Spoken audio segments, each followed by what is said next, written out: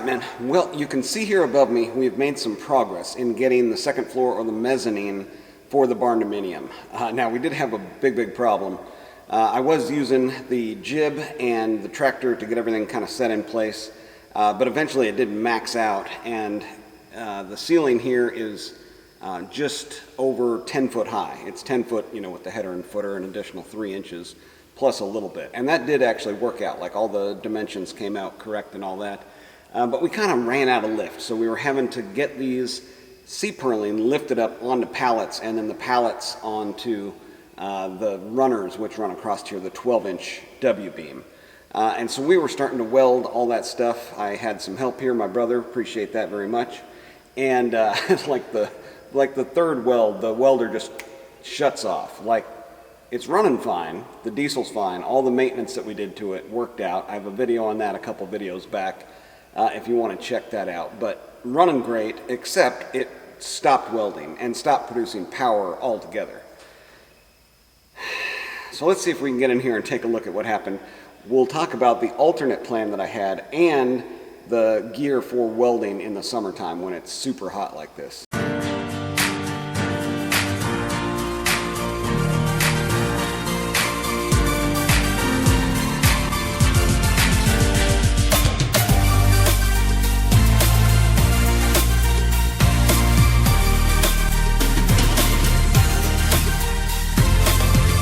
Okay, so coming out here and looking at the welder, you can see here, you know, Miller Big D2. It's been a great welder, very good.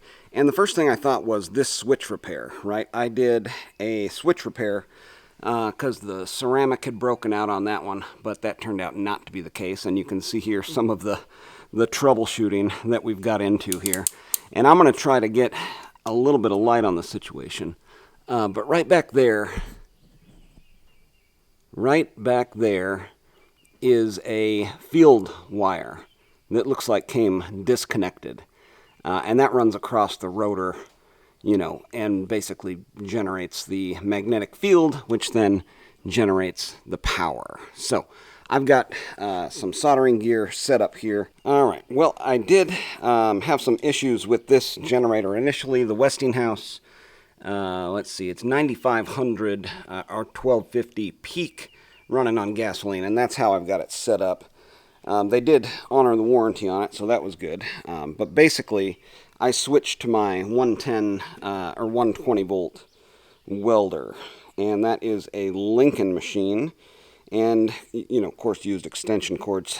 And then the neat thing about that was it basically fit, you know, right on the man lift here. So we've got the welder, and it worked out pretty well. This model is one of the better ones that Lincoln makes. It's the...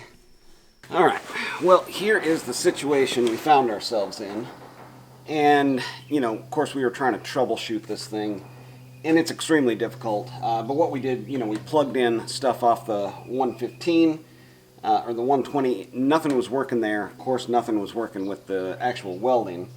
Took off this front cover after we determined that this wasn't the problem. It was working, you know, just fine. And the repair I made with the UHMW, taking the place of that ceramic bit that was in there, it continued to work. It did get a little bit sloppy, and I did find, you know, it wasn't kind of lined up exactly right, but it does still work. So we took this front cover off. We started digging around in here, of course, in the bottom. We found a couple different things. We found a couple broken zip ties. We found a couple of, you know, pieces of wire sheathing, and we also found a dirt dauber nest, and we found the broken piece of wire, you know. So that kind of led us down that path that we do have a broken piece of wire from the field winding that runs along the rotor, from the front of the rotor to those field windings. So that's going to be the plan. I have some motor wire that I'm going to try to use, burn the coating. So motor winding wire, it's got a non-conductive coating on the outside of it. This one here from the factory is a very large gauge, and the sheathing on there is very, very durable. But yeah, on this one here, it actually broke off at the front of the rotor where it's got brushes, and I guess that's, you know, how it generates its power.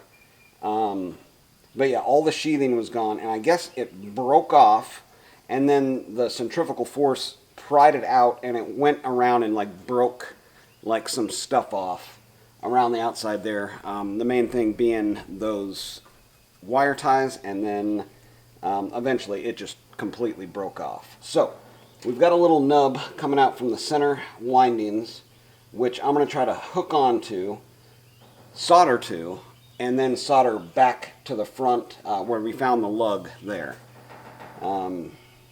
So yeah, I'm going to get to it. Let's see if it works out. Alright, so here is my solder setup. I've got this, let's see here, TS100 portable soldering iron with a 4S LiPo battery. It actually works really well. And what I'm going to do here is, here we go. Yeah, this one heats up very, very fast. I'm already up to 205, 206. I'm going to pre-tin all of the, let's see if we can get up to 350 Celsius here. Yeah, we don't need that high, 330. I've got a little, I don't know what you call it, foam deal there.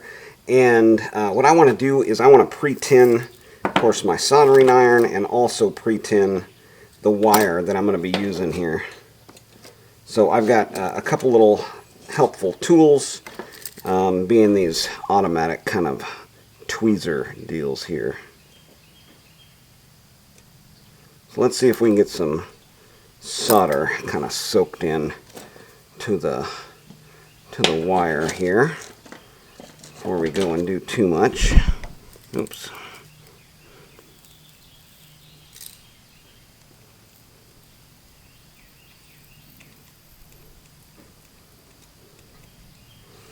There we go. And then I also want to do that on the opposite side of it, back over here.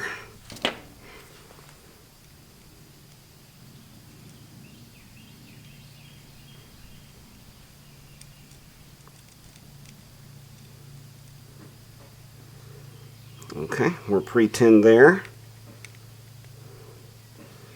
And let's get pre-tinned back over here.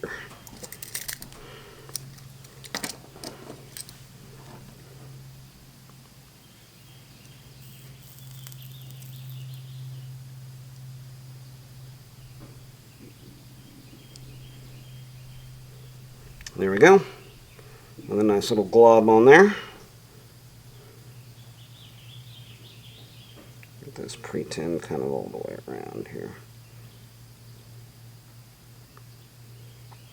Yeah, this part is going to sit on the lug, and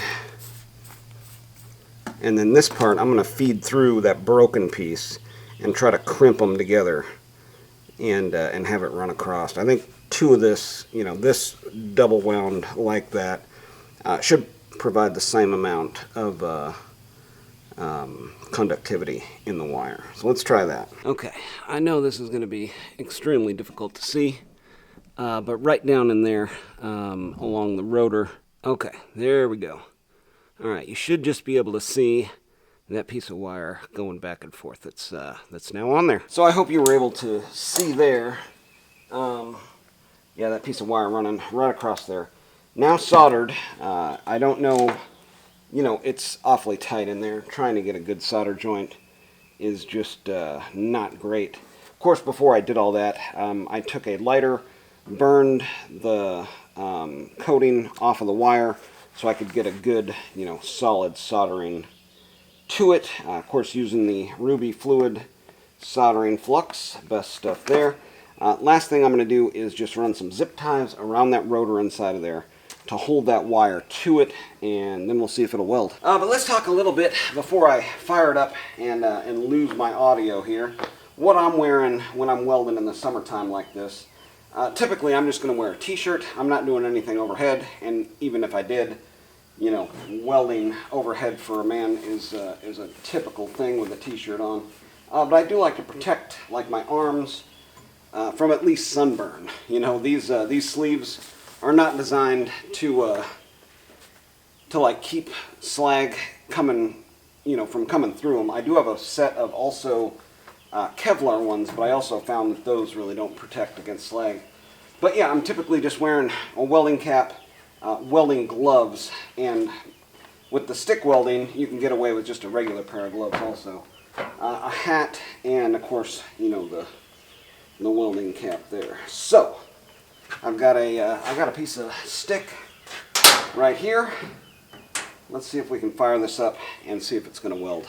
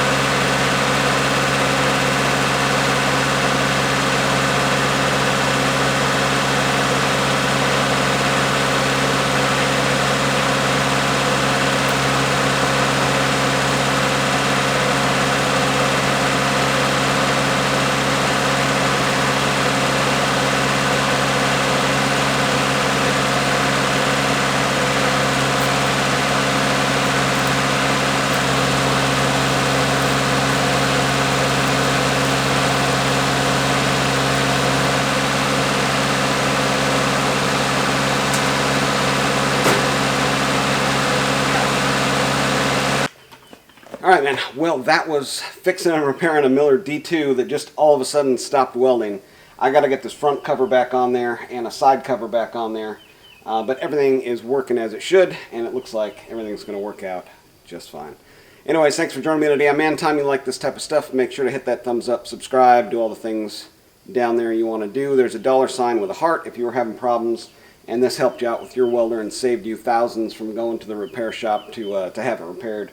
Maybe a donation is within you to do something like that. But either way, whatever you want to do, get out there, have you some man time too.